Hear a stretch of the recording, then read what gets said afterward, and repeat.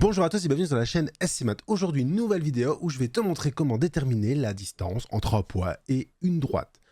Pour ce faire, t'en as l'habitude, on va se retrouver sur notre petit tableau que voici. Alors, on a le poids 2, 4 qui est le poids A et on doit déterminer sa distance par rapport à la droite D ici qui est d'équation y égale 2x moins 4. Alors, dans certains exercices, on va déjà te donner l'information sur les coordonnées du poids et on va également te donner l'équation de la droite. Dans le cas contraire, sur le graphique, tu vas pouvoir déterminer les coordonnées du poids et on peut déterminer rapidement l'équation de la droite en prenant pour ici le terme indépendant qui est l'ordonnée d'origine, qui est l'intersection avec de ma droite avec l'axe des Y. Et pour trouver la pente, on va simplement se dire, ici, si j'avance d'un petit carré, si j'avance d'une unité horizontalement vers la droite, de combien d'unités est-ce que je monte ou je descends? On voit qu'ici, si j'avance de 1, je monte de 2 unités. J'ai donc une pente qui est ici égale à 2. Ça, tu l'as déjà vu dans une autre vidéo sur la chaîne, c'était comment déterminer l'équation d'une fonction affine ou linéaire. Alors, la première étape, c'était de déterminer les coordonnées. Ici, on nous les donne, donc on va pouvoir déjà passer à l'étape 2. Pour ce faire, on va déterminer l'équation de la droite passant par A et perpendiculaire à la droite D. On va appeler cette droite-là E. Alors, que sait-on de deux droites perpendiculaires? On sait que la pente de l'une, c'est l'opposé de l'inverse de la pente de l'autre. Ici, notre pente M de D égale à 2. Ça veut dire que la pente de E, c'est égal à moins A sur 2, c'est-à-dire une pente de moins 1,5. Alors, une fois qu'on a trouvé la valeur de la pente, on va trouver la valeur de P de l'ordonnée à l'origine. Alors, il y a deux façons de faire. Soit on utilise la formule, on utilise donc le point par lequel on connaît, par lequel passe ma droite E, qui est le poids A, et on va faire les Y de A, moins la pente de la droite E fois le x de A. D'où est-ce que ça vient? En fait, ça vient de l'équation générale de droite qui est y égale mx plus p. On va remplacer le y par le y du poids A qu'on connaît, le x par le x du poids A qu'on connaît, le m par la pente de la droite, et on n'a plus qu'à remplacer tout dedans et résoudre l'équation. Et en résolvant, on peut aussi déterminer directement une formule que l'ordonnée d'origine, c'est l'ordonnée du poids passant par la droite moins la pente de la droite multiplié par l'abscisse du poids. Donc ici, on va remplacer pour trouver P de E. Y de A, il vaut 4. Moins la pente de E, elle vaut moins 1,5. Fois donc le X de A qui est égal à 2. On continue, on résout ça. On va faire donc 4 moins par moins, ça donne plus. 1,5 fois 2, ça va faire 1. Les deux vont ici se simplifier. 4 plus 1, ça donne 5. On a donc trouvé l'ordonnée à l'origine de la droite. On peut donc écrire que la droite E, les trois petites barres a pour équation y égale moins 1,5 de x plus 5.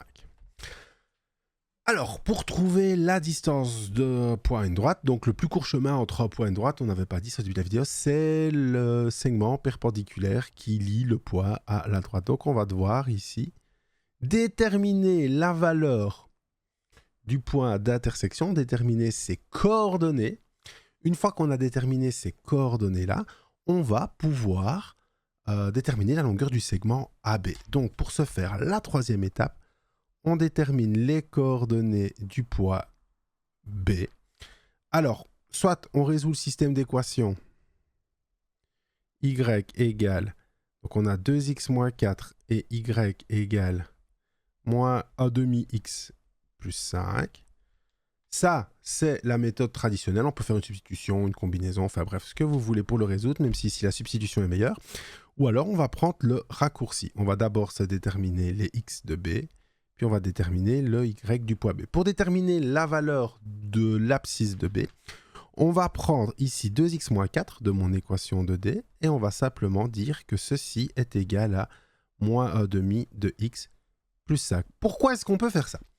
Simplement, en fait, c'est une substitution ici. Le y pour chacune des équations, c'est le même, c'est les coordonnées du poids B.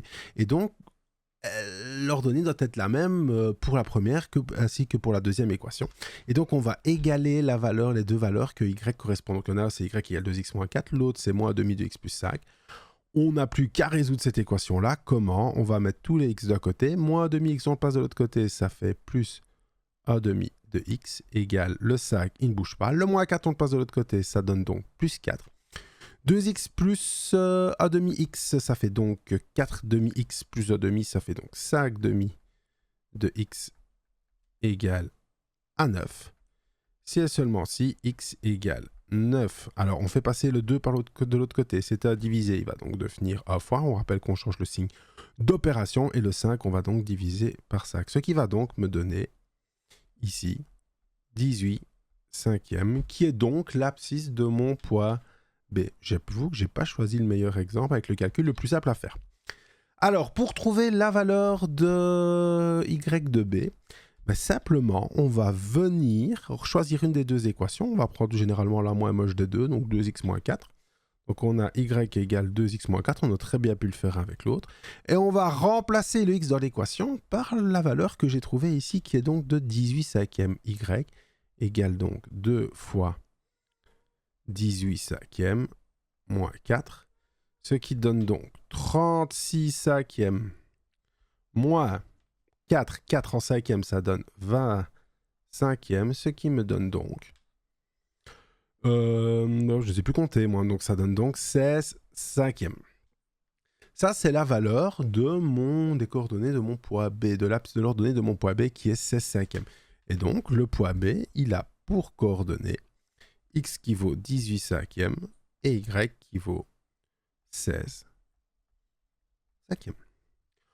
On n'a donc plus maintenant qu'à déterminer la longueur du segment AB. Pour ce faire, on va utiliser la formule que Pythagore nous a utilisée. Je crois qu'on l'a déjà vu dans une vidéo aussi, où on va apprendre à déterminer la longueur d'un segment dont on connaît les coordonnées, qui est xb moins xa au carré, la racine carrée de xb moins xa au carré, plus la différence entre les ordonnées de b, donc yb moins ya, le tout au carré. Bien sûr, on prolonge la racine. J'ai écrit deux petits carrés et un petit truc en trop. On va changer la taille de la gomme. Voilà. On efface. Et on efface le petit carré. On n'a donc maintenant plus qu'à remplacer par les valeurs que j'ai. Désolé, c'est un tout petit peu petit. On va donc avoir 18 cinquièmes moins 2 au carré plus 16 cinquièmes moins 4 au carré. On n'a donc plus qu'à taper ça à la calculatrice. Donc 18 cinquièmes moins 10 cinquièmes, ce qui donne donc 8 cinquièmes au carré. Plus 16 cinquièmes moins 20 cinquièmes, ce qui me donne donc 16 moins 20 moins 4 cinquièmes au carré. On peut continuer de développer. Alors 8 cinquièmes, ça fait 64 25e. Plus, n'oubliez pas que la puissance paire d'un nombre négatif d'un nombre pair. 16 25e. Ce qui donne donc la racine carrée de 64 plus 16, ça fait 80 25e. Et là, on n'a plus qu'à simplifier. J'ai plus trop de place. On tape sur sa calculatrice, on simplifie. Si vous ne savez plus comment simplifier des radicaux, vous pouvez aller voir la vidéo qui s'intitule « Comment simplifier des radicaux ». Ça vous montrera comment passer de 85, racine carrée de 80 25e, à une racine carrée plus simple ici, ou une valeur plus simple, voire même à une valeur approchée. J'espère que cette vidéo t'a plu, qu'elle a été assez claire et assez concise pour t'aider à trouver la distance entre un point et une droite. On rappelle pour ça, il faut connaître les coordonnées de poids, l'équation de la droite, avec laquelle on va mesurer la distance entre le poids et la droite. On se souvient que le plus court chemin entre un point et une droite, c'est la droite, le segment perpendiculaire passant par le point et donc perpendiculaire à la droite D. Pour ce faire, on va trouver d'abord l'équation de la droite A qui est perpendiculaire, passant par A, pardon, qui est perpendiculaire à la droite D. On peut trouver la pente de l'une, c'est l'opposé de l'inverse de l'autre. On trouve P avec la petite formule. Ensuite, on détermine dans un système d'équations avec l'équation de départ de la droite D et de la droite E. Ça nous permet de déterminer les coordonnées du poids B. Et ensuite, on n'a plus qu'à utiliser la formule qui permet de déterminer la distance d'un poids à une droite, qui est donc la racine carrée de la différence des abscisses au carré, le carré de la différence des abscisses, pardon, augmenté du carré de la différence des ordonnées.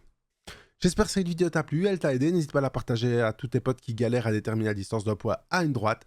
N'hésite pas aussi à lâcher un petit pouce bleu, à t'abonner et à commenter si la vidéo t'a plu. Et on se retrouve bientôt pour de prochaines vidéos. Sur ce, ciao!